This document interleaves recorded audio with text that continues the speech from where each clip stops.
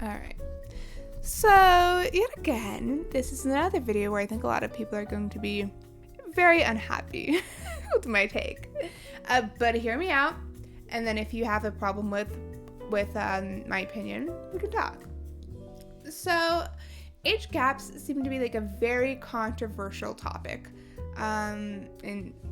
nowadays, especially in Gen Z. Like I've seen a lot about it online. I've heard a lot of people's opinions like, oh, like you really shouldn't be with someone that's 2 years older or younger than you. Like 2 years is the limit, and anything more than that is not okay.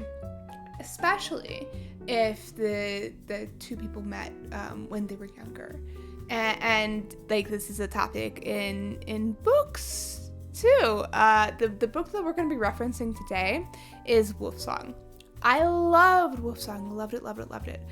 It is still to this day one of my favorite books, but it features a pretty significant age gap.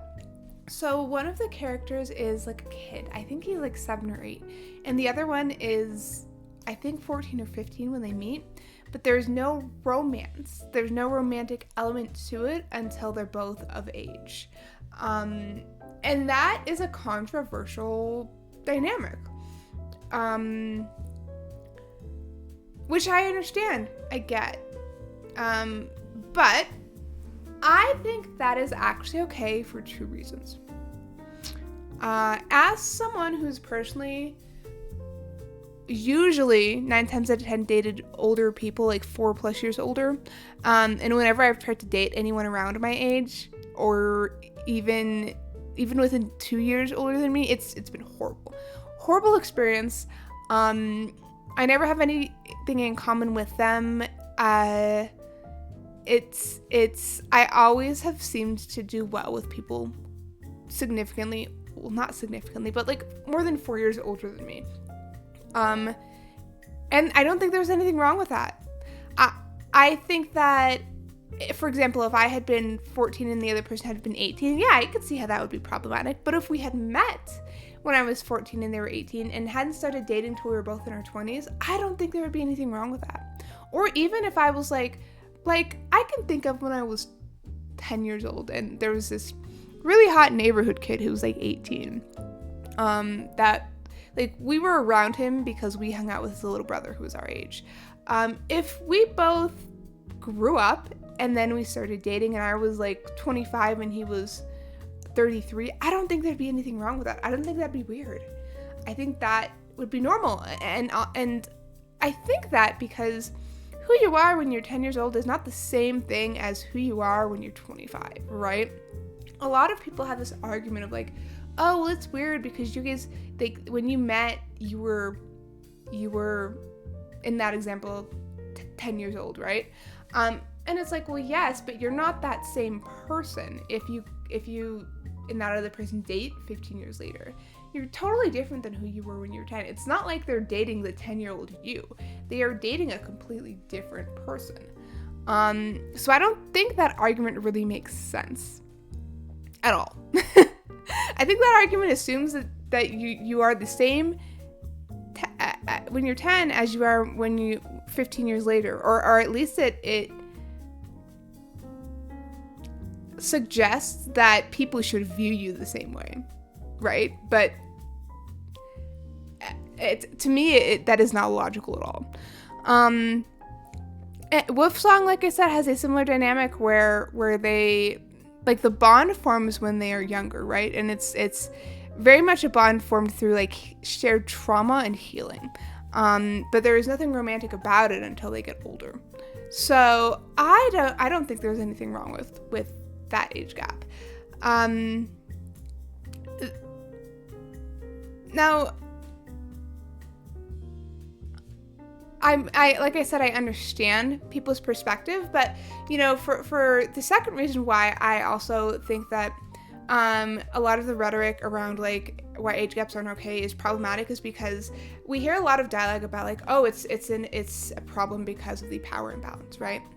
But I think people fail to acknowledge that there are power imbalances that exist in relationships regardless of how old you are.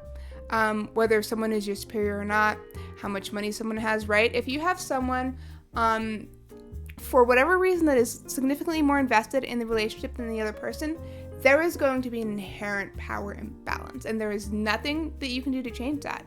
If one person is significantly more wealthy, there is typically going to be a power imbalance. If one person is significantly more attractive, there's typically going to be a power imbalance.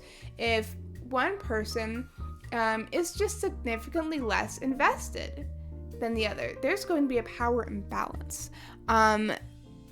It is very rare that two people are going to be in a relationship and there's going to be no sort of imbalance in any of those areas. And that's okay.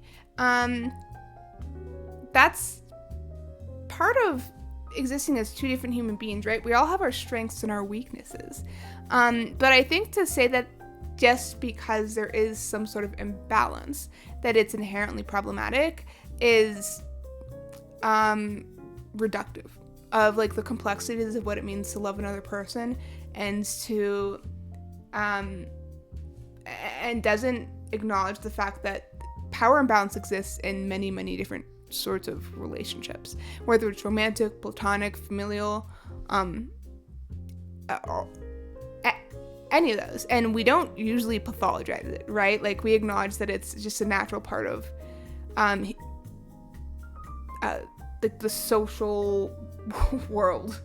I see how it can be absolutely sort of an abusive dynamic if you have someone who is using that power to gain compliance, to manipulate, to gain control.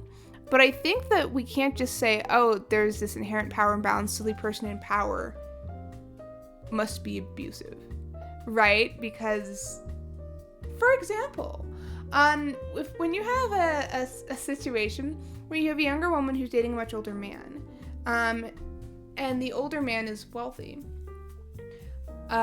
you would assume that the older man has more power in the relationship, right? Has more control, which a lot of times they do because of that wealth. But the younger woman comes into that relationship with beauty and with youth and with many more romantic options, that, depending upon the dynamic, may give her the power and may result in a situation where the man is being financially abused, right? It's my point is, it's not that simple, and age in and of itself is not a like, you have to really go into detail and analyze these things, right? You can't just say, oh, okay, if this is the situation, this must be what's happening.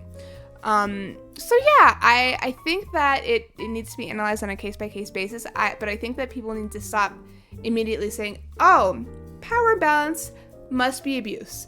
I think realistically, people have some sort of power imbalance in all of their relationships. I